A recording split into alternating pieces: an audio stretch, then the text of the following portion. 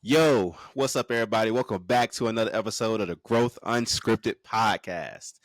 I'm your host, Devontae, and I'm here with the lovely Karen, aka Tink Artiega, in the building. She is a woman of many hats with multiple different things that she does. First and foremost, Tink, I just want to say thank you so much for coming on to the show today. No, thank you for inviting me. Yeah, of course, no problem. See you looking all red up with the cafecito on it. I can't wait to find out what that is about. So, first and foremost, how's your day? How's your day been today so far? It's usually the same, and it's always a lot of work because as an entrepreneur, you're constantly working. I can believe that. I can believe that. Kind of like every time I almost text you and stuff, you're always busy doing something. Either you're doing A, you're doing B, you're doing Z. Like you're doing everything. So, for those who don't know you, can you tell a little bit about yourself? Pretty much, what made you get started in terms of? Cause I see in the background you do tax, credit, notary, and more. So, like, what made you even want to get into this type of fields anyway in the beginning? And then we're going to jump back into your childhood a little bit after that. So, do you know what job stands for? I've heard just over broke. That's the first one I know that comes to mind.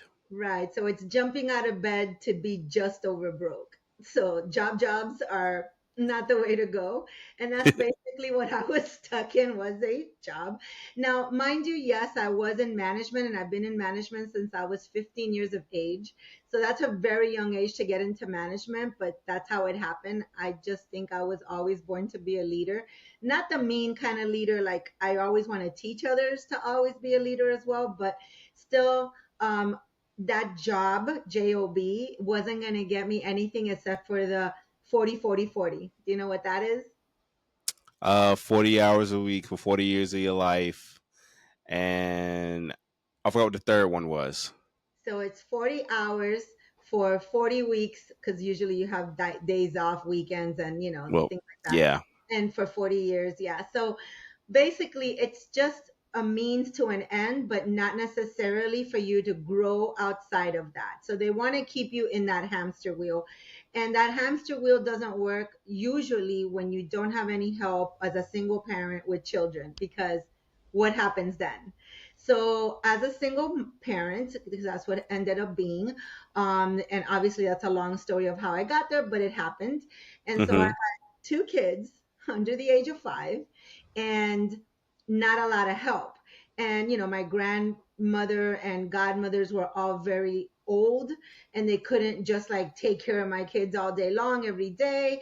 And I had a 9 to 5 in management and I had to, my kids were about to go to school. And I was like, okay, well, what am I going to do? How do I still manage that and pick them up after school and get there on time? So I tried it for a while and I was always arriving late to either after school programs and getting fined. Or the after school program was going to be more than what I was going to make anyway. So it wasn't really working for me and I had to find a way out. And at the time, and I don't recommend this, but I did it, right? So at the time, Mm-hmm. I was manager at a mall, a very known big mall in Florida, and I actually was there for the longevity of it from the start till 2004. And I was like, you know what? I think I need to get myself fired. And the reason why was because, and I know that sounds crazy, right? Yeah, But get yourself fired. Yes. yeah, get yourself fired sounds crazy, but I'll tell you why. I already knew how to do taxes. I had been doing taxes since I was in college and I had gone to work for the VITA program at the IRS. So I already knew the nuances of it and I had already started to work with that program for so many years that I was like, I can do this. And so I was like, okay, well, I could probably make the same amount that I make in a year just during those 3 months of the year and have all that time to actually be flexible, for my kids. So I had a game plan. And the game plan was get myself fired, get myself into unemployment. Another thing that I don't recommend, but I did do. Mind you, people, this was a long time ago. My kids were born in 95 and 98. This is not modern day, okay? Um, Okay. and so I did that and I got unemployment and I started my own accounting service during that time. At the same time, I went to work for a big accounting company. Back then, the H&Rs and Intuits of the world used to be called Jackson Hewitt. And I went to work for them. So between that and then my putting my own self out there to get my own company going, and then the unemployment that happened not at the same time, but still happened within that same year, then I was able to create my own corporation. That was in 2004 when I did that. And I was like, okay, so from that point forth, I've been an entrepreneur. So it's been 20 years. 20 years. Yes. Wow. First, I commend you. First and foremost, I commend you. I commend you on every single thing, especially as well. You doing all this too as well as a single mother. Hmm. Boy, I can only imagine. Honestly, I can only imagine. So let's let's dial this back a little bit. Hmm. So let's talk about your childhood a little bit, growing up, pretty much. So like the one thing I love about being about Growth Unscripted podcast is because we dive into those parts to where not everybody knows about, or like, oh, so you went through this, but yet you became this. Like, like it's an inspiration, and that's one thing I love diving deep into was like the psyche and pretty much just like the different things and different trials and tribulations that people went through. So tell me a little bit about your childhood in terms of like how you grew up and pretty much like just that building process of there. Like, was both your parents even in the same household, taking care of you, helping you out? Like, give us a little bit more insight. Without getting into all of this dysfunctionality of my life, because there's a lot to unpack and we would be here not only for hours, but my makeup would all go because I would start crying. So without Okay. getting into that, I will touch upon some things. Number All one, right. I was born in Cuba. So I'm a Caribbean island girl. All right. And I was born there and I was brought to the US when I was 5 months of age. My background is very diverse because both of my parents have a little bit of everything, right? So Mm-hmm. when you're in the Caribbean, you have Black and Spaniard and Chinese and everything mixed in because the Caribbean was conquered by all of the ships that Columbus went through with and they left everything behind, right? So all of those people got mixed up. And so when you say you're Cuban, it's like, yeah, okay, let's do the blood work. And so if you do my blood work, it comes up that I'm like Black and Spaniard and Cuban and Chinese and you name it, right? So I'm a Right. United Nations. If you throw a joke out there, you're probably gonna hit me. That's what I always say. And so I came here when I was 5 months old. Did my father come? No, my father stayed behind. Why? Because his family was attached to communism in Cuba, and my mom was not. My mom's side of the family was the complete opposite.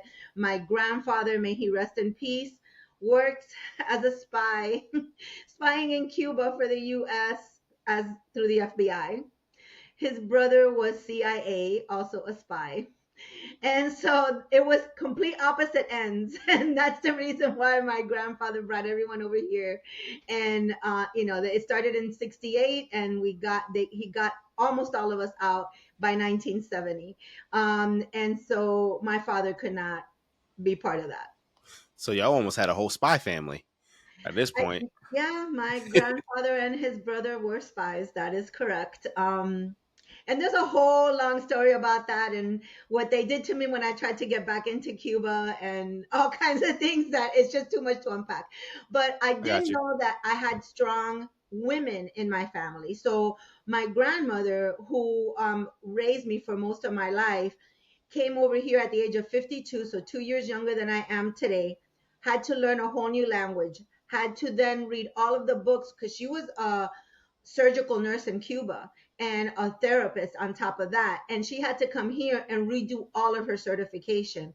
So that gave me the inspiration as to, well, if she could do it at 52, learn a whole other language, and then still get all of those same certifications back again and start working in her late 50s in a new country, what stops Why me from not? doing any of that? So that was the number one thing that I saw, and it was so close to me, because it was firsthand that I was like, yeah, that's definitely what I want to, picture myself later on doing.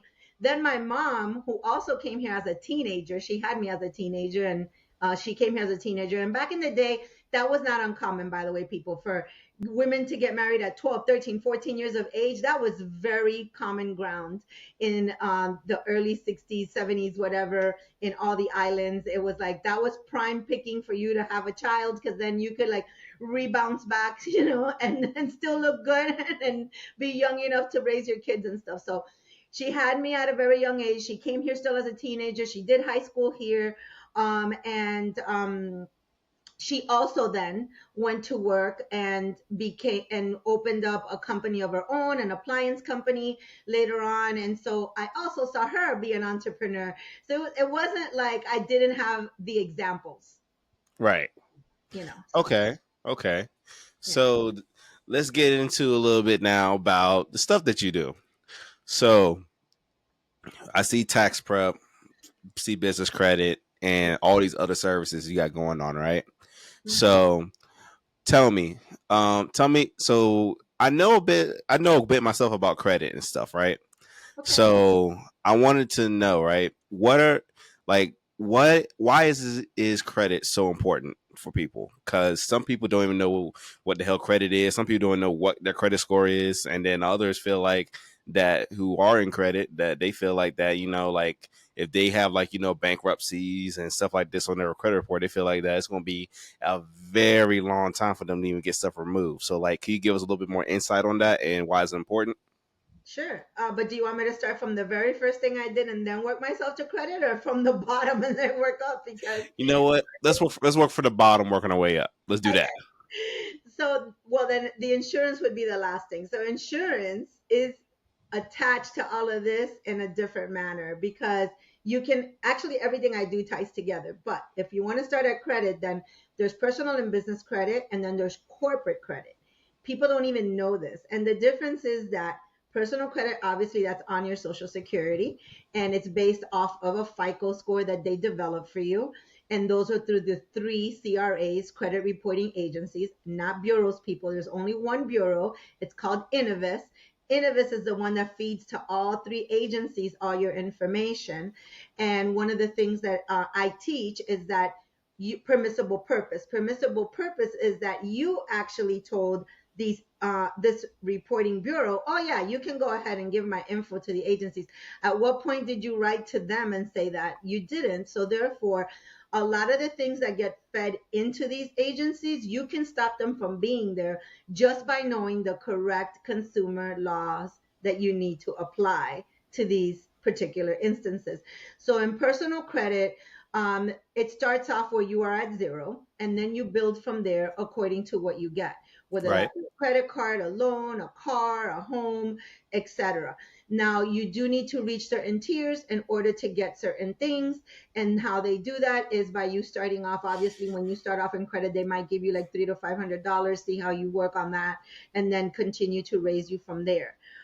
There are ways to get yourself bigger lines just by piggybacking off of other people when you first start. That's how I started. My grandmother had great credit. She piggybacked me while I was in high school. By the time I got to college, my first lines of credit at 19 years of age were $4,000 to $8,000, and that was in the 90s. So that was a lot of money back then. Even now, they give you $4,000 and $8,000 lines. So obviously, at 19 back then, it was a lot, and it was because of her. So that was the best way that for you to get credit, and that's the same thing I did for my kids. I piggybacked them. I got them credit. So by the time that they got to college, they had my credit lines, and my credit lines were significant.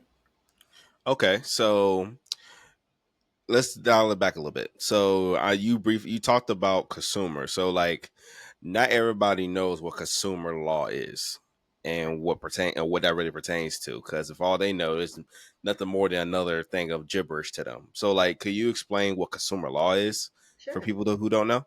My pleasure.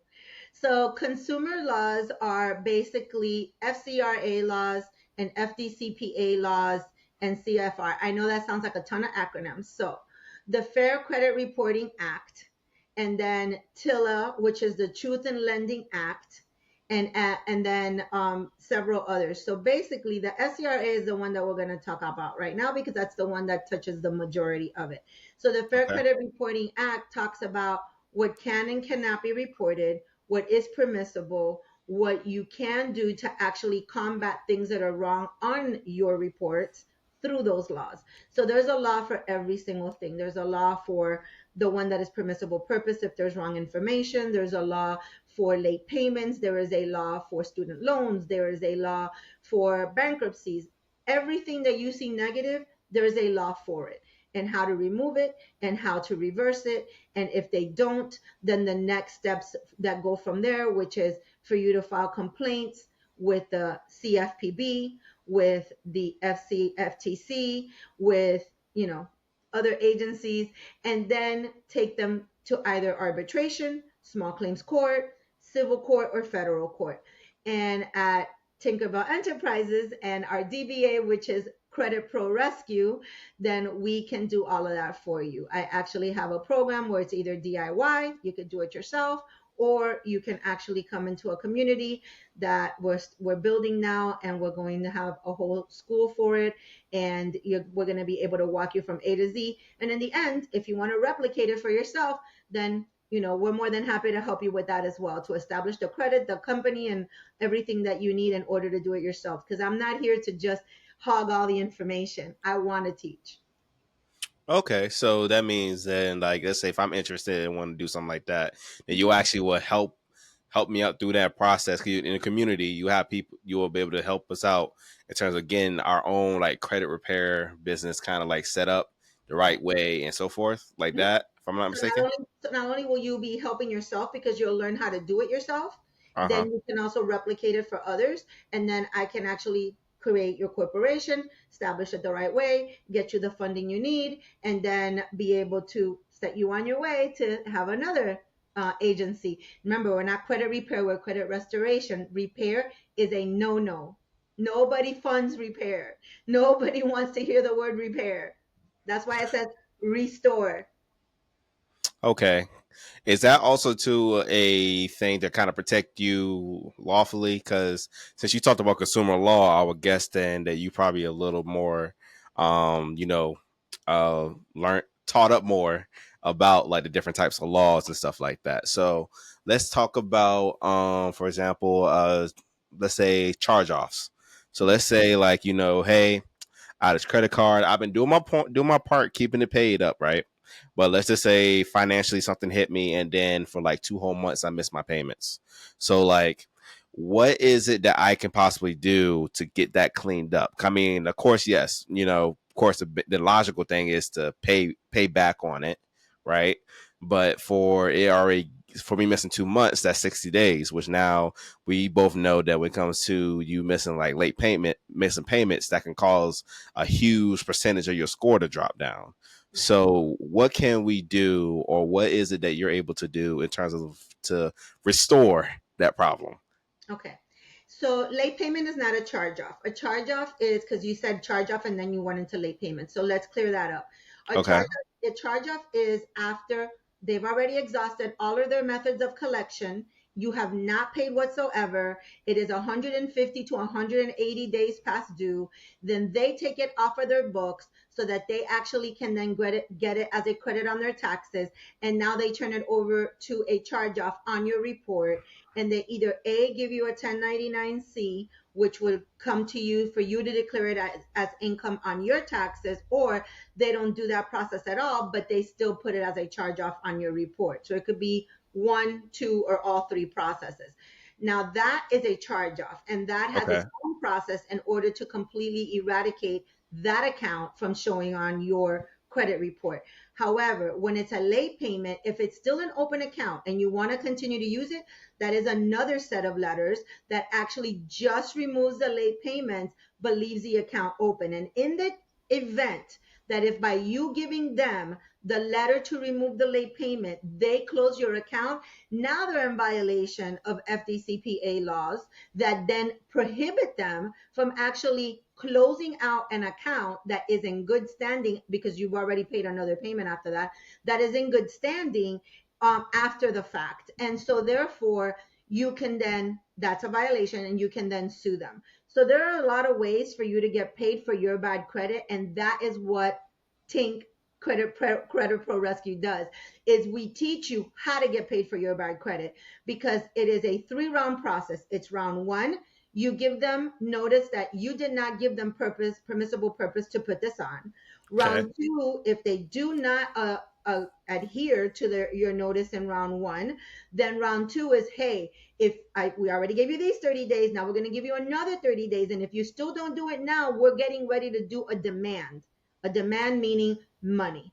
And then round three, which is called round suit. So round one, round two, round suit.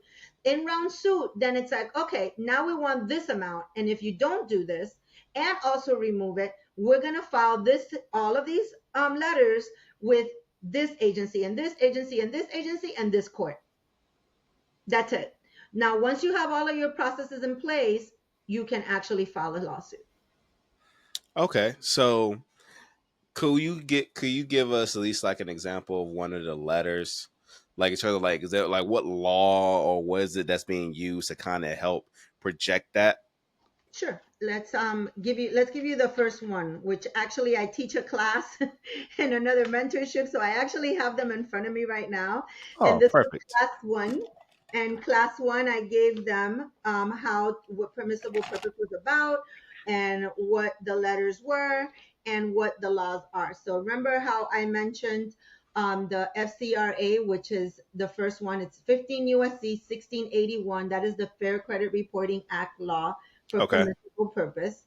And then 15 USC 1692, that is the Fair Debt Collection Practices, that's FDCPA, which is what we just spoke about.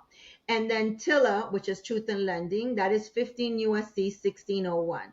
So when you're writing a letter telling them, hey, I didn't give you permissible purpose, there's a lot to be involved. Like this is too long for us to go into because it's actually 3 pages long just on the first of the Title 15 laws that you need to use. But I'll read you the quick little letter, because this is what Okay. ends up being the quick little letter. It's a short little Yeah, letter. yeah, that's no problem. That's no problem. So this one is per 15 USC 1681A4. There is a need to ensure that consumer reporting agencies exercise their grave responsibilities with fairness, impartiality, and the respect for the consumer's rights to privacy. I demand the deletion of all personal identifiable information from my consumer credit report, with the exception of my full legal name as shown on my driver's license, because you do have to submit that with the first round. And then enclosed is my address, also as shown on my driver's license, and that has to match. Please delete all other addresses. I cannot receive mail or any correspondence, nor do I have access to any of these addresses. Please delete these outdated addresses and update them per the above. My phone number is, and you would put in the correct number, only one. Delete any and all other phone numbers. I demand my social security number and date of birth be removed by being displayed on the credit file for privacy reasons.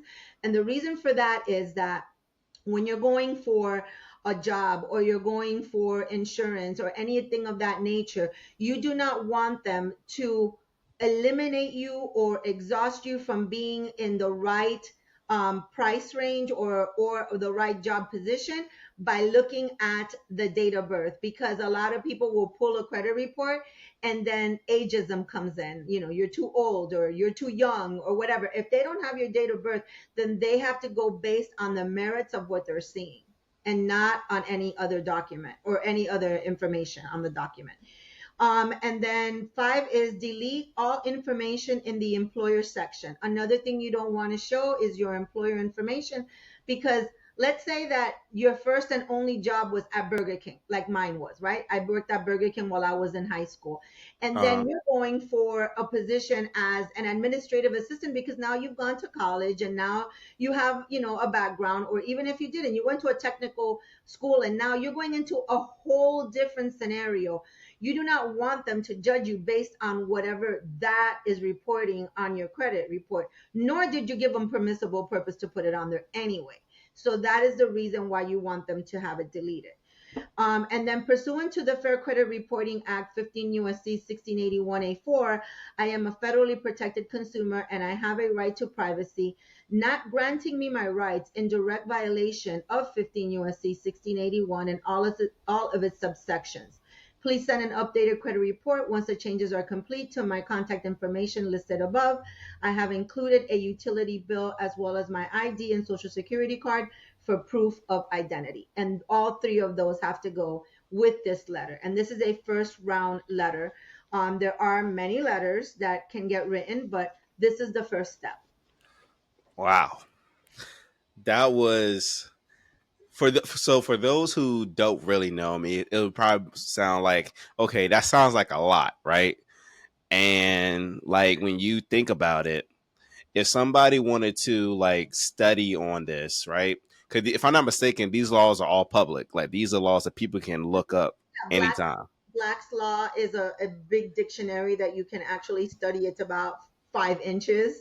And Cornell Law is another. But Cornell Law is, although it's a great way to actually look up encyclopedic terms, you have to really know where you're going. Are you going to Title 12? Are you going to 18? Are you going to 41? Are you going to 15? Where are you searching this information? Because you can't just put in a search bar, give me the answers. It's not a Google. It's not Google. Okay, You so it's have not Google. Cornell's law book is not Google. Cornell Law is not Google. You have to know what chapter you're going to, what title you're going to, and then search it within that area. But it's not a search bar where you can type and be user friendly as to, well, I want to write a letter for this, and then you put it in the search bar. And no, there's no AI on Cornell Law. Man, If that okay. makes sense. So, okay, so these laws are public, Yes. and it's a little bit more into it than just simply somebody just, okay, I'm gonna kick this law and throw that in there. Even though that might be the right law, but there's still a certain way you have to word it and say it in a letter in order for it to be effective. And a pattern. Because if you start, like I said, that's why I said, do you really want to start at credit? Because there's always a pattern to things, right? Right. So if you start at charge off, let's just say, because you want that taken off so bad, you want that off your credit because you know you're going to get 50 points by just removing that. But you never removed the permissible purpose information. You never removed the wrong names, the wrong addresses, your date of birth. You did not detach everything you needed to detach from that account before you went to ask them to remove that account. The next letter you're going to get is probably going to be a stall letter. STHL, a stall letter. The stall is, oh, this account is already verified. Oh, no, this account is accurate. Or they're just going to shut up and not say a word because you didn't send them the first round anyway. Because that's what a lot of credit repair agencies do. They kind of said it like they try to tackle like your charge offs, your bankruptcies and stuff first, without first trying to get your main information removed first, because Correct. that's what's really causing people to still get those stall letters Yes. and nothing. Sorry, and nothing is getting attacked, like getting removed. Correct. And so that is why a lot of these agencies really bother me when they're out there saying, oh, we're going to finish your report within 30 to 90 days and this and that. Like, you cannot give a person that erroneous information without actually having even tackled the first step. So they want to make it cookie cutter and they want to make everybody in a box and they just want to draw the lead in. But that's not the reality. The reality is that each round takes 30 days. So if permissible purpose alone took 90 days because you have to give each round 30 days, how Hmm. do you finish the whole credit report within 90 days? That will be very hard to do because if I'm not mistaken, there's nobody really reading these letters, right?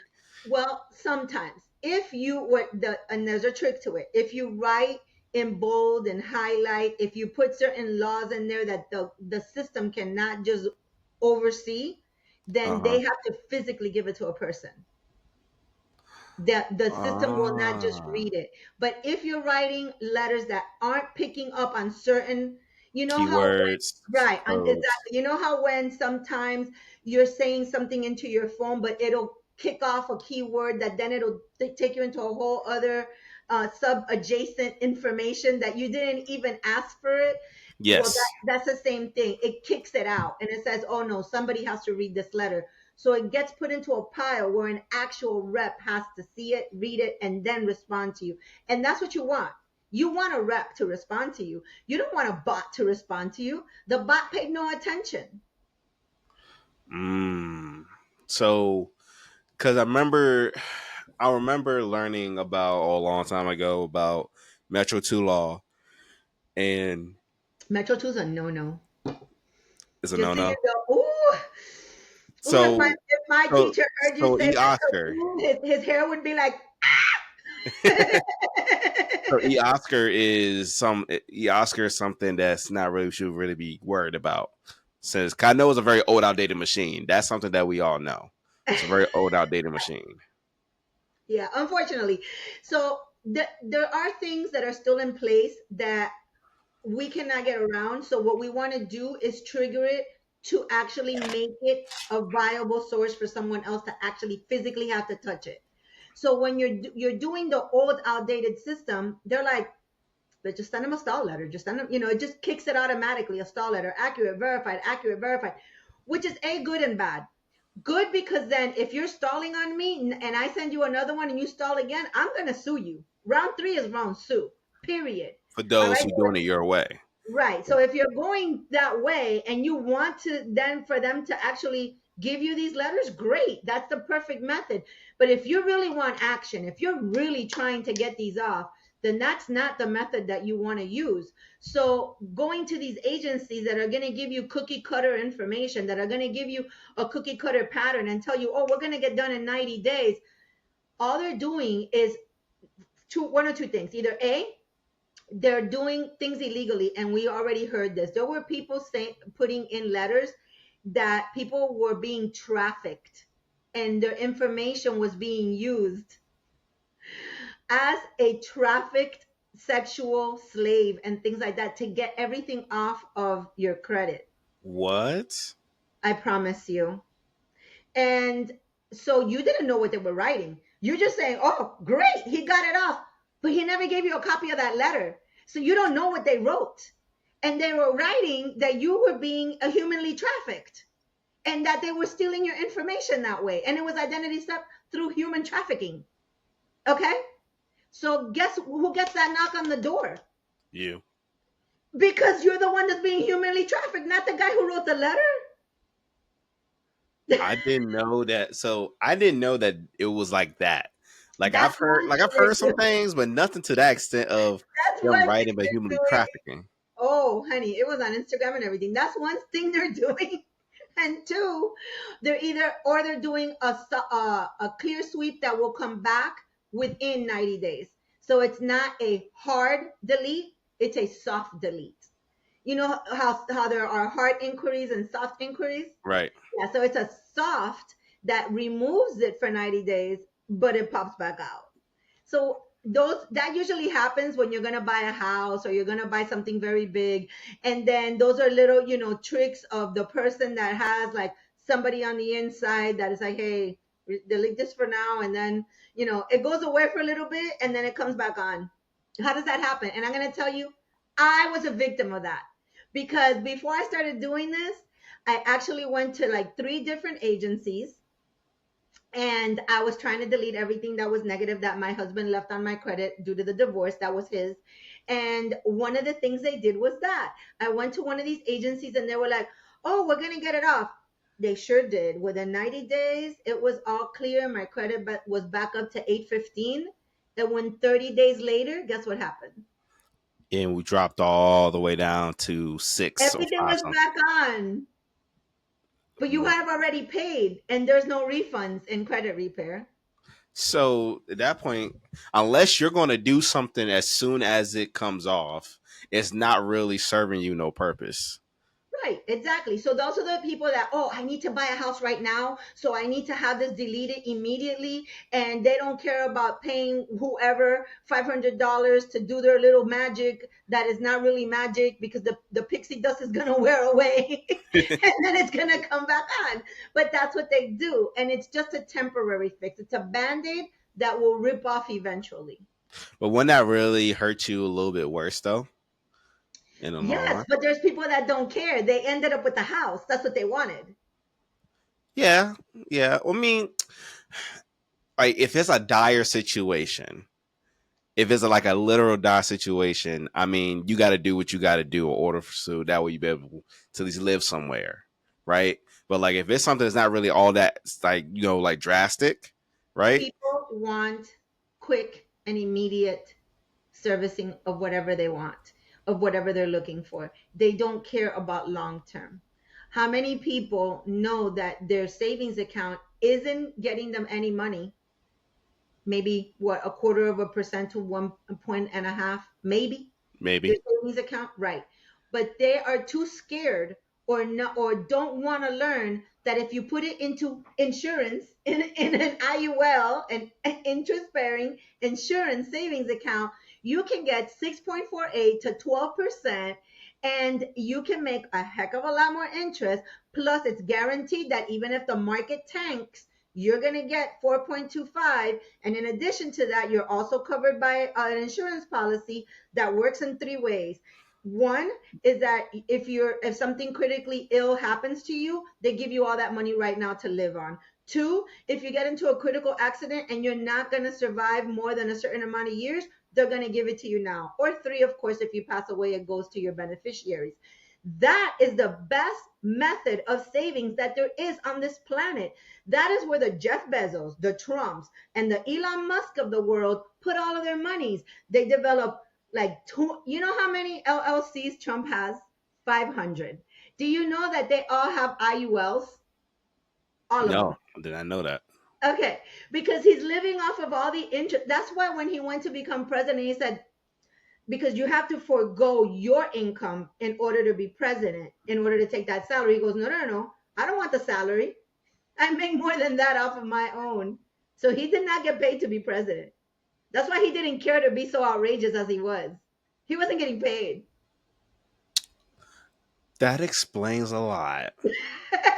That explains a lot. So he was already making, because he's already making his own money anyway through the insurance policies through his business. Through all his businesses. I mean, you get paid less than $1 million to be a president for all the time that you're there, right? So let's say you were getting paid $750,000 and he's making $2 million a year. What does he care? I wouldn't. Exactly. He's like, no, keep your money. And that's why he was tweeting away. And that's why he was doing all those crazy things. No, You he could know, have gave that money to us. Just saying. listen, Just saying. he did. He gave it away in the pandemic. But A that's, lot of we're going to nickels. digress on that because that is our president again, number 47. So the point is that people don't understand what is the best method to do it. And even when you put it in their face, they still either are skeptical about it, they don't want to do it, they think it's not going to be right for them. And so you can only lead a horse to water, but you can't make it drink. And so it's the same thing with credit repair, and it's not, it's credit restoration. And it's because if you do it right, you are restoring that person to the way that it's supposed to be or better. So that is credit restoration. Repair is that little thing that they do that is temporary. Mm. Okay. So let's talk about that. So let's navigate a little bit now. Honestly, kind of, we could really be here for hours about credit. There's just Right. so much about credit that people I don't know know. about. But I would say this before Well, before wait. we I'm sorry. I didn't mean to cut you off, but you remember good that we said that it was business and corporate, and there is a difference. Do you know the difference? for between business credit and corporate credit. Yeah. I'm not a whiz on that part, but I would, if I had to guess, I would say that in corporate credit, of course, you get way more funding. You're talking about millions and millions of dollars in funding. But I believe, though, in order for that to happen, your business will have to be in business for a certain period of time and have a certain amount of bank statements in order to qualify for corporate funding. Yes and no. Okay, so business credit is still PG'd, which means personally guaranteed through your social. So when you Okay. go to do an application, they're going to ask you for your company information, but they're also going to ask you for your social. And then they're going to tell you, we're not going to use it. We're not really pulling off of that, but they still ask you for it. That's business. When you get corporate accounts, and it can be 2 years or more. It doesn't have to be a long time. You just have to be in business for 2 years. But to get corporate business accounts, those are the ones that are non-PG. They're completely based on your EIN. So your structure of your company has to be right. Your taxes have to be done. You have to show a profit, but it only has to be 2 years, and that's how you get corporate funding. Okay. So real quick, if so for somebody that's listening to this, and let's say they're basic, they're new, they don't know what credit is and everything like that, and they were hearing all of this, and they're like, okay, so what is it? Where can I even to start building my credit if I don't have any credit? So can you give us like some tips and nuggets so that way those people can utilize that in today and what they're doing? For personal credit, you can do that. For business Personal, yeah, credit, yeah. personal. Okay. So for personal credit, the best way to do it is to go to very known companies that actually offer secured credit. Capital One is a great one. Self is another. Credit Strong, I hear, is very good. I've heard other people use it. I have not. So the two that I first told you about, I have had experiences with them, and so there are quite a few. Even American Express has a secured card. So all you have to do is really go to Google, which is my best friend and sure is many people's best friend, and say, hey, what are the top 10 secured credit cards or the top 10 secured loans? And it's going to spit out a list of wherever you're located, because some of them are region specific. So what could happen in Florida may not happen in New York, may not happen in Texas. So you do need to see what is available to you and then what is the best ones for you. Capital One is all over the place. So Capital One, of course, you could do anywhere. American Express, you could do anywhere. But then there are the US banks of the world, and they are the Hughes of the world, and those are specific to Texas, or they're specific to Arizona. And so they will give you some things, but not all things, because a lot of these are credit unions. And in credit unions, you need to live within 30 or 50 miles or work within 30 or 50 miles of that bank in order for you to use them. Okay. So, all right then. So that's actually quite a bit of information. um, But you asked me for but if you, I know I I'm just just, no, because I want to make sure that people who are listening to this, like, if they want to get their credit, at least start working on it or building it, they at least have somewhere to start with. of course. And And then because you can I always come to Facebook and join the community that we're going to start in 2025, that and you'll is get a true, lot of free info. and that is true. That is very true. Because then they could be around other like-minded individuals, and then Yes, they can all learn together. correct. So I agree. Okay. So let's navigate. So let's change this up a little bit. Oh my god, my camera went crazy. Let's change it up a little bit. Let's get into then the taxes. 'Cause I know tax season coming up. That's correct. So what is it? Why is taxes important? First of all, because I know like some people like they go on tax layer. They do what a tax layer. You have um tax. No, there's a lot. It's tons. There's TurboTax, which is the number one, which TurboTax, is yeah. Intuit, which is owned by guess who? Uh, is owned by Trump. It's a three-letter acronym. Three-letter acronym. hmm IRS. Okay. The Internal Revenue Service, people, if you don't know, owns and operates QuickBooks, Intuit, TurboTax, TaxSlayer, ClipChamp, Clip Monkey, whatever that other one is. That it's a Something. chip, yeah, monkey, chip, Some monkey, monkey whatever shit. that is.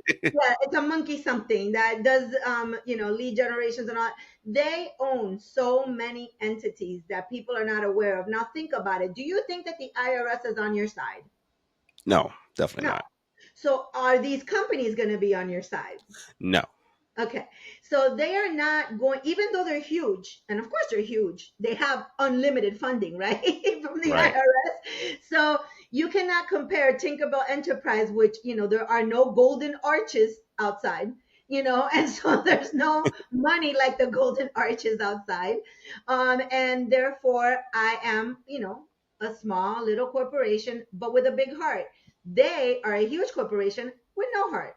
So therefore, they're going to be about their bottom line and their profit. They're going to tell you a few things, but not all the things. So what I do compared to them, and I'm sure a lot of small mom and pop operations do as well, or I would hope they would, is I develop a whole sheet of all the deductions you can take personally as a solopreneur, or all of the deductions you can take on a small business, or all of the deductions you can take on other multiple entities that you have, whether they're pass through in real estate or otherwise.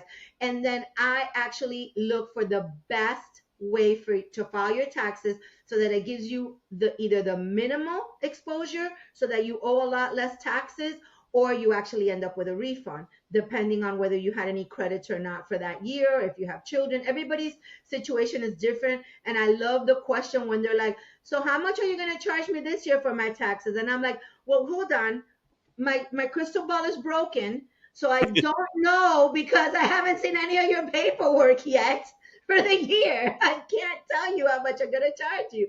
I love that question, and it comes from half of my clients every year. I really don't know until I see all the documentation that you're sending me and what your situation is for that year, because it could have changed. You could have had another kid. You could have bought a second house. You could have gone to school. There are so many factors. So there's no way for me to tell. And so the reason why the H&R Blocks of the world and people like that, or Intuit, give you like a one flat fee is because they don't care. They have so much money that they could just charge everybody the same amount and it would be great.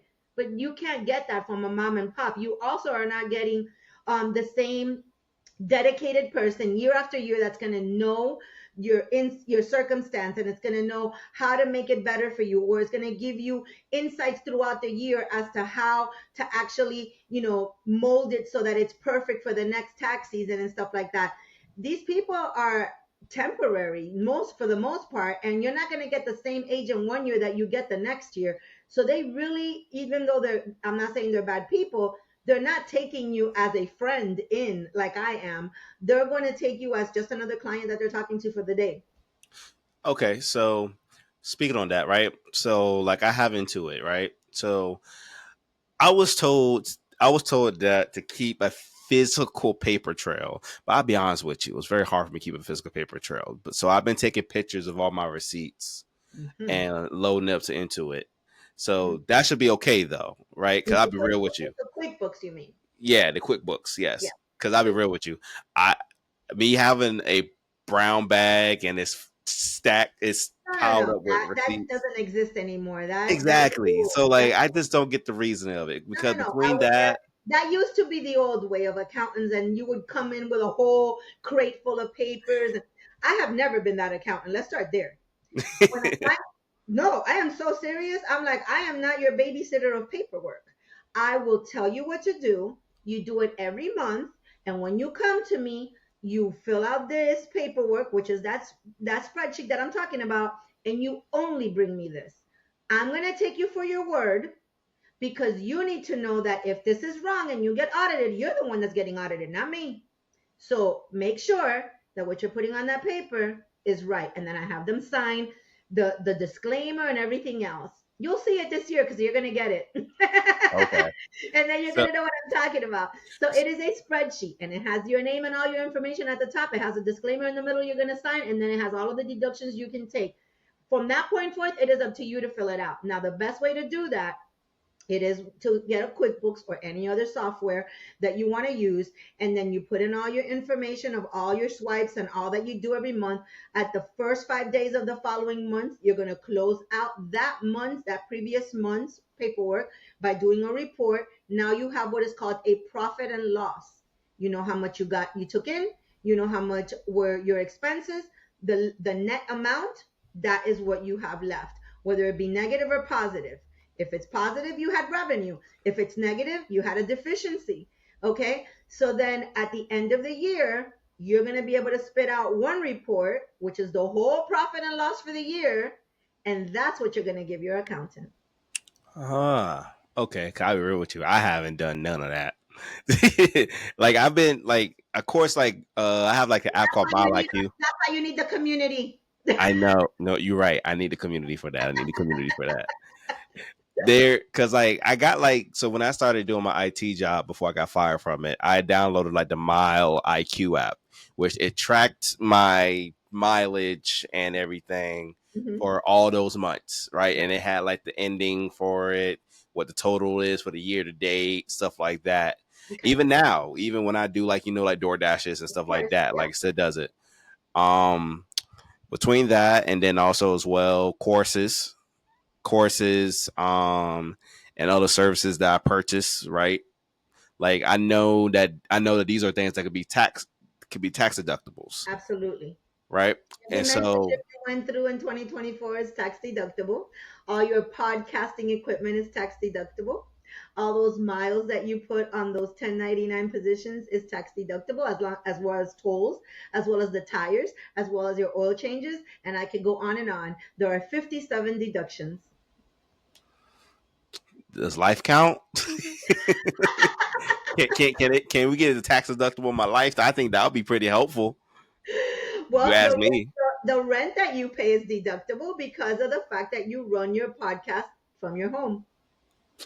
Ah, I And like that. so is your light, and so is your water, and so is your internet, and so is your cell phone, and I could go on. Good. Then I should hopefully I get some money back then. Hopefully then. We'll see. I mean, even if I don't get no money back, if I just even say, "Hey, I don't get nothing back, but I'm covered," I'm still happy with that too. So the Um, only okay, let's dispel something because this is another thing that I get from people. If you're a okay, 1099, you owe taxes, and you owe 20% of what you made. So the reason for the deductions is to lower or eliminate that 20%. It is correct. not for a refund. The refunds come from either school, a minor child, or a 1099 position that withheld taxes. And they need to withhold the right amount of taxes. Question: Can you file your child as a tax? Can a father and a mother file their child on their taxes separate, or it can only be one parent that files it? One parent, and you have to already have a decree made that says which parent gets who for what year. So if you get even years and she gets odd years, that needs to be in writing. And then there's an 8332 form that goes inside of your taxes filed that specifically you write what year is yours so that the system already knows that next year is not yours. Ah, hmm. Something to keep back of my head for right now. Yeah. For right now, but okay, okay then. So, um, so I know as well. Is there any like tax apps or stuff that can? I mean, aside from we already talked about QuickBooks. Is there any other apps or something that somebody can use if they're like, hey, I'm listening to this for the first time, and like I want to at least prep myself for next tax season? What is it? What is there like maybe another way that they can probably keep up with all their receipts and stuff like that when it comes to like stuff that could be considered tax write offs? There are a lot of apps out there that actually you can upload your all your receipts to take pictures, upload it, and keep them. I mean, I don't want to plug anybody in specific in. I will plug QuickBooks in because I am an Use that. affiliate of QuickBooks, and Okay, so therefore I can talk about them. But I'm not gonna circumvent them to put somebody else in this conversation. However, understandable. Google is your best bet. What apps are there that I can use as an entrepreneur to put in my receipts? It's going to give you a slew. Not everything is for everybody. The ones that are for rideshare people or delivery people and everything are specific. And the ones that are just, for, let's say, a marketing person that is flying all over the world and has hotels and this and that might be a little different. So you need to read up on what, again, just like the banks, whatever is special to you and fits more of a round peg in a round circle and not like a square in a round, then that's the one that you want to go with. Okay. All right. So, what are some kind of? I know with taxes, there's a lot of different things to it, Hmm. and it can also be a little bit complicated. I mean, simplified in my brain, yes, it's just hey, you get all your stuff that you pay for, whatever, all together, and then you put it into a system to kind of pretty much spit out to let you know your tax return is simplified wise for me. But Well, are we talking about personal or business? Because I think you're commingling the two. from at least from what I've done in the past, it was honestly both. Like doing them both on tax layer, both. So the only time that you do taxes together combined, where it's a Schedule C inside of a 1040, is when you are a sole proprietor. And sole proprietors, since the Biden administration in 2022, were the ones that he put at the top of the list to get audited. So I don't recommend anybody being a sole proprietor, because since you cannot determine, or the IRS cannot determine, which are your real debts and which are the ones that actually belong to your business, then that's when you get audited, because now they want to see you actually give them receipts. And if you don't have what they're asking for, they're going to annul it and say, well, nope, then you owe us taxes over that money, because we're not going to agree that this is something from your company. So that's what you don't want to do. What you want to do is separate your entities and make sure that you're either your LLC, it's either an 1120S or an 1120, or, that your corporation is separate. It is a disregarded entity, not a regarded entity, and things of that nature. You do not want to commingle them. That is the worst scenario that you can be in. Another thing is, when you do an LLC, a lot of people, they don't want to pay somebody like myself that does corporations. And they want to, oh no, it's okay, I don't want to pay you X amount of dollars, I can just do this myself. And that's great. When you go to the state part, that's the easy part. That's your name, your address, what do you want to name your company, what's the phone number, what's the email, who's in your company, those kind of things. Those are easy. When you get to the feds, which is that's who giving you your EIN number, and then you have to then file your EIN back in the state. When you get to that fed part, there are 50 to 100 questions you have to answer. And when you get there, if you answer wrong, or you don't know what, or you don't remember what you answered afterwards, that's when people get in trouble. Because then they come to me the next year with, oh, I created a company, I need to file 2 taxes. And I'm like, okay, let me have your EIN letter, let me have, which is your SS4, and let me have your articles of incorporation. First of all, they don't even know what I'm talking about. That's most of the time. Your articles of incorporation are inside of the state, and you needed to print those out when you actually did your state part. Your SS4, which is your EIN letter, at the end of that segment asked you, do you want to mail it or do you want to print it? And if you didn't choose mail, but you also didn't print when it asked you to print, now you have nothing. And guess what?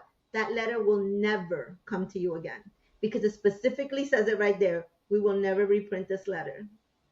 So you'll never get another one of those. Man, I did not know that. At Okay? least I didn't pay attention to these things, and that's That's what something. I'm trying to say, is people don't want to pay a professional that knows exactly how you have to answer those questions, knows exactly what's going to tie into the right entity that you're trying to structure, knows exactly what to put in so that you get funding. All of these things are super crucial. Then okay, so you saved yourself, let's say $300. Let's just say a minimum, or $300, $500, whatever you want to save, right? Because you did it yourself and it only cost you $150, right? Okay, great. Then you came to me to do your taxes, and then I'm like, but this says that you are an S corporation, that you're a sole proprietor. That's what you put. It says here to file inside of your 1040 Schedule C. I mean, Schedule 10, Schedule C in your 1040. And they're like, what? And I'm like, you never separated your entity. When it came to that question, you didn't answer it correctly. So now we have to file your taxes together. So you do not have a separate company. And so they don't know that. A lot of people don't know that, or they'll put that it is, they wanted to be an S corporation and they really didn't answer that question properly either. So now it is not an 1120S, it is an 1120. There's just a lot of scenarios that can happen within those questions and how you answer them. Also, another important question is, are you going to have employees? When are they going to start? Are they going to be W-2? Are they going to be 1099? What date do you plan to start paying them? And are you going to collect taxes? Because if you're going to collect taxes, because this is not a service-based business, now you have a whole set of other paperwork that has to happen, the DR-15s and the DR-1s and everything else of the world, that happen in the state and in the feds. And those have to happen on a monthly and quarterly basis, not just once a year. So what I'm hearing is, hey guys, don't start no business or anything until you talk to me. That's what I'm hearing. That's what I'm No, hearing. not just me. Just anybody. Please go to somebody that's a professional, somebody that can actually guide you right. And when you think that cheap is the way to go, cheap is not the way to go, because it's like going to Payless and going to Jimmy Shoe. If you go to Payless, those shoes are probably going to last you what, 6 months, maybe a year, if you don't get them wet. Well, that's why they're out of business. And then if you go to Jimmy Shoe, that's probably going to last you for the rest of your life. You may even be able to hand them down to somebody because they're well made. Now, granted, one costs you $100 and one costs you $1,800, but those are for life. That's the difference. I'm not saying I'm an $1,800 person, but I'm saying that I'm not going to be cheap because You get what you pay my for. yeah, my knowledge is worth the money that I charge. And the fact that I'm going to take responsibility for anything that happens that goes wrong is also the reason for the charge. Okay, so let's dive into it because I know we're an hour in now. So I Yeah. want to dive into one more topic real quick. What? So I've been seeing this. You probably seen this, of course, too, all across the internet about hey, like you can get over 50K, Oh, 50K I love it. business funding with no doc loan, stuff like that, Yeah. and I want you to give me your insight on that. So let's say a person has a 689 credit score. They Okay. have no more. They don't have no bad remarks. They probably have maybe one inquiry at most, right? But they have a pretty good score, good credit mix, everything. Okay. So why shouldn't so do you believe somebody still should apply for funding in that way, or do you believe there's another way to go? So are we talking about personal or business funding? Let's first talk We're about talking business. about business funding Okay, so and business. people using their personal credit to utilize that. Okay. So then that is business funding when you're actually using your personal credit to back it up, which is called PG, personally guaranteeing it. Number one, that is the wrong way to go because then even if your company gets credit on its own, which is corporate, and you default on it, nothing happens. It doesn't go on your credit report because it's corporate. It's your company. Those are separate reports. But if you're getting business funding and you are piggybacking it or PGing it, which is personally guaranteeing it with your credit, now it is going to go on your credit report if you default. God forbid. Okay. So So you're good. I So don't you're recommend good if you get it, right? But if you were to ever default on it, though, it won't stay on your business because you PG'd it. So it won't stay on your business. It actually will go towards your personal because you default on it. So, but if a person doesn't default on it, then they're good. But it's just the whole downside of it if they were to. Well, that's one thing. Number two Okay. is that 689 is usually not what they do for non-doc. Non-doc means you're above 720.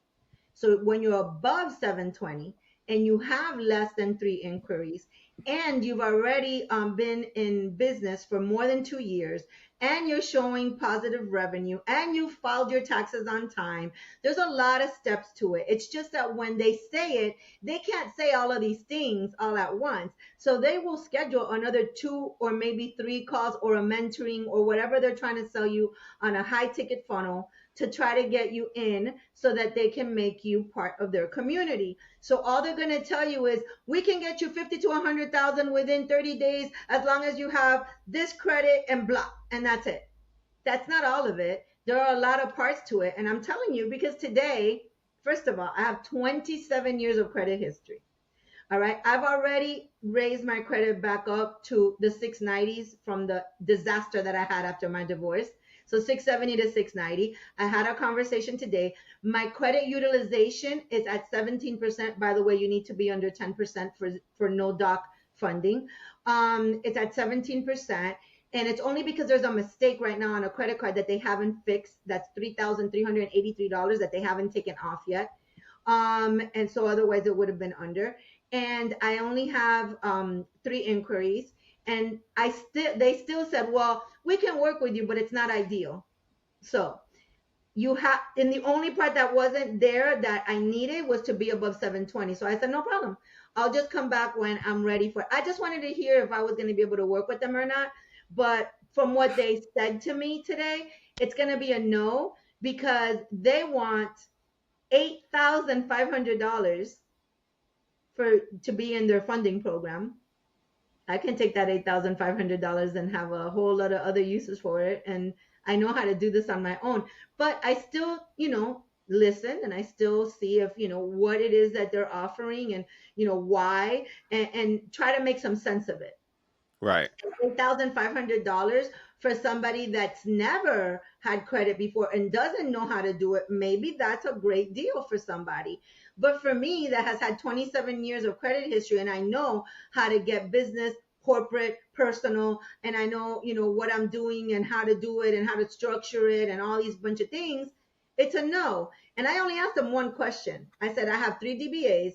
You're telling me I can get 250,000 if I'm above 720 because of the longevity of my company. So can I take these three DBAs, get EIN numbers for them, and then get them funded right away? And they said, well, we can only answer that question after you're inside of the community, and that would take the 8,500. I'm like, thank you.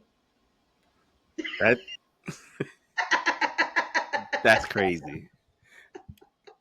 Cause I'm curious because like if somebody's like, hey, I want to start my business this year, right? And like they want to try their best to try to get in the best position possible to get funding because they're not trying to wait like, another year, 2 years or so just for them to get like 50K in funding or more, right?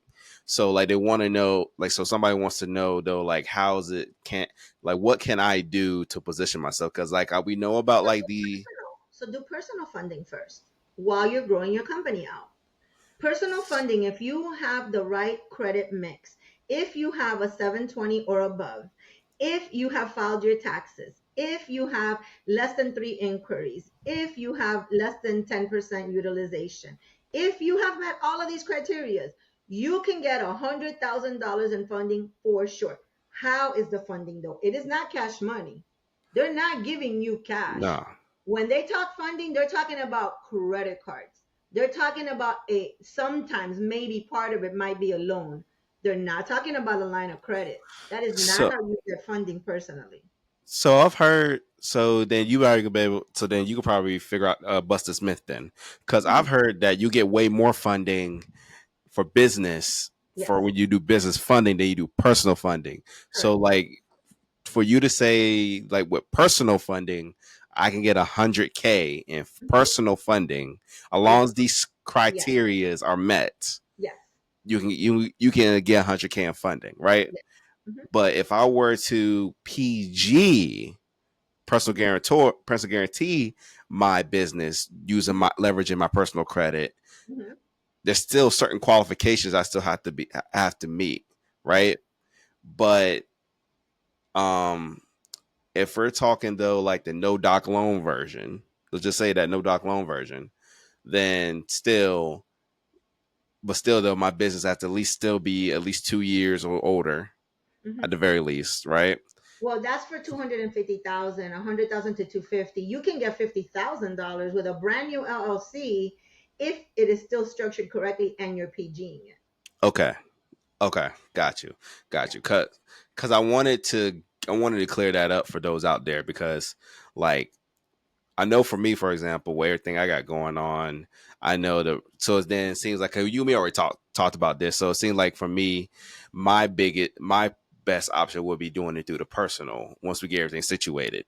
I tell everybody, let's start with personal first because while you're building out your credit, you have to make sure that you're also making these payments. Because if you're going to mess up your personal credit, then how are you going to PG your business? So you need to make sure that what you're getting is something tangible for you. You can actually make this payment because it's real sweet to say, oh, I got $100,000. That's great. But are you going to be able to pay it? That's true. Okay. So if that money's gonna make you money, if you're getting that 100,000 and you're taking 50,000 and you're immediately putting into something that's gonna start generating revenue, you're on a good track.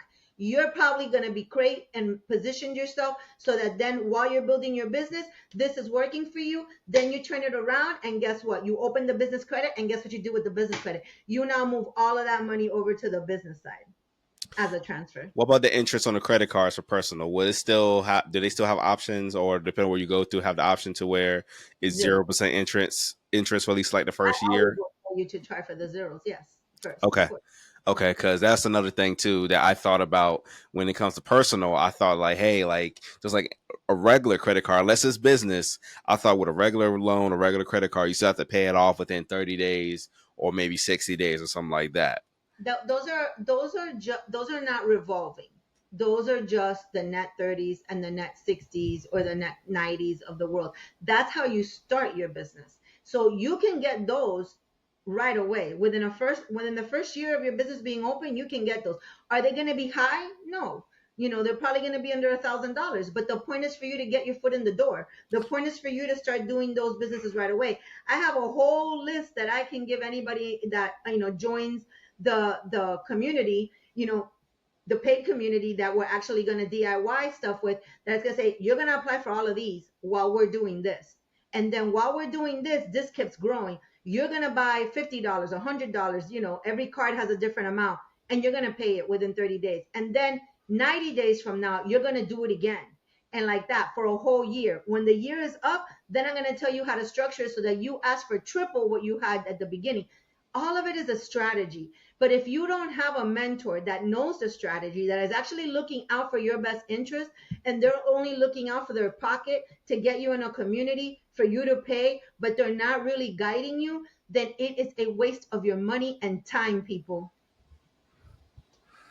Mm. God damn, Tink. You just dropping fire after fire. Shit. All that red, I'm surprised the whole house ain't on fire right now. I ain't gonna lie to you. You over here lighting the match. We haven't even talked about the cafecito I yet. know we haven't talked about the cafecito yet. And I wanted to talk about the cafecito. I want to make that be the last part. So we'll talk about that. I do want to include that. So before we close it out, let's talk about the cafecito. What is Okay. cafecito? Why is it that you're wearing that shirt? And that shirt is so lovely. Somebody out here definitely want to get one. No, I want to get one. So what is cafecito in the first place?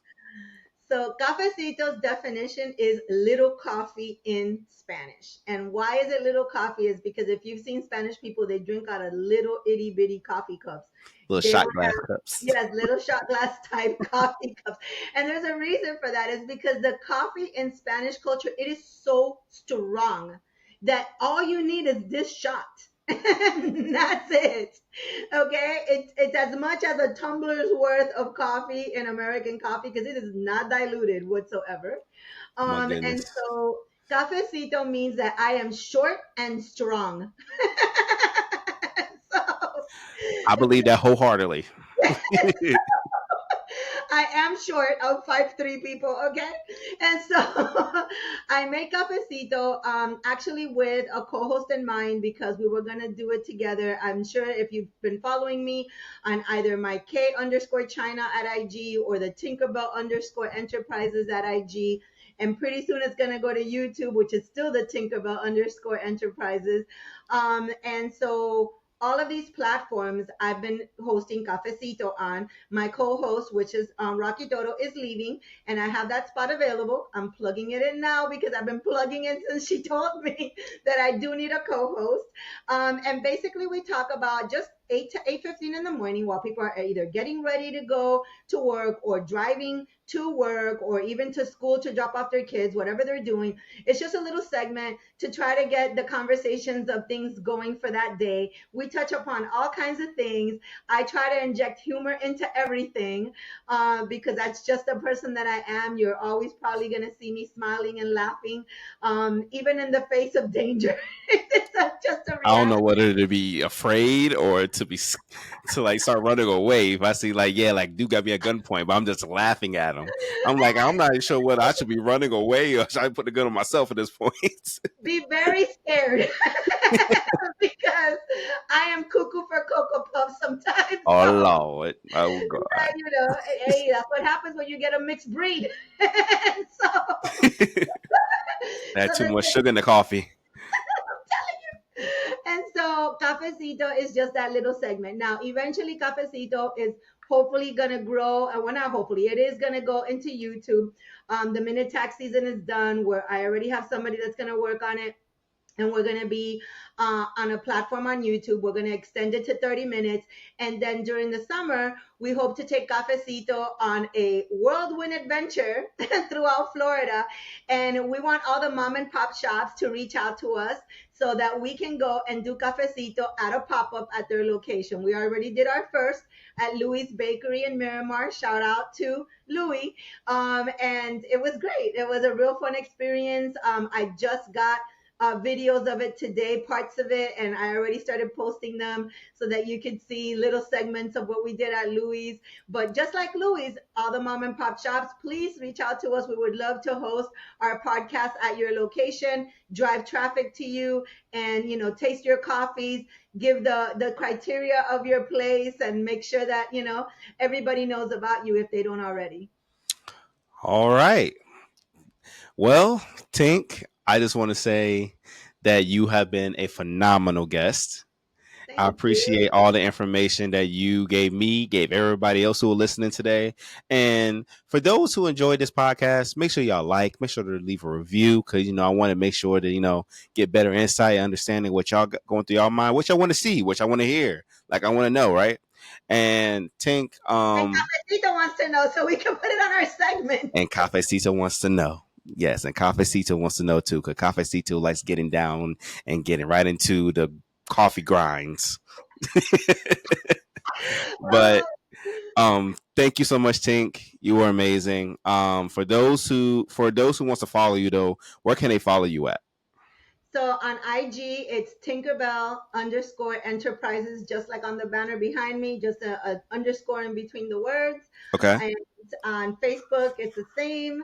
And on YouTube, you can Google Tinkerbell Enterprises, but it's Tink Enterprises 2012. All right. Well, without further ado, for those who listen in, like I said, leave a like, follow this podcast if you enjoy what you listen today and more. And also, as well, make sure to follow us on Instagram at growthunscripted.podcast. And without further ado, I hope y'all enjoyed this episode today. Remember, stay blessed and remember, stay growth unscripted. Y'all have a nice one. Take care. Peace. Thank you, Devante.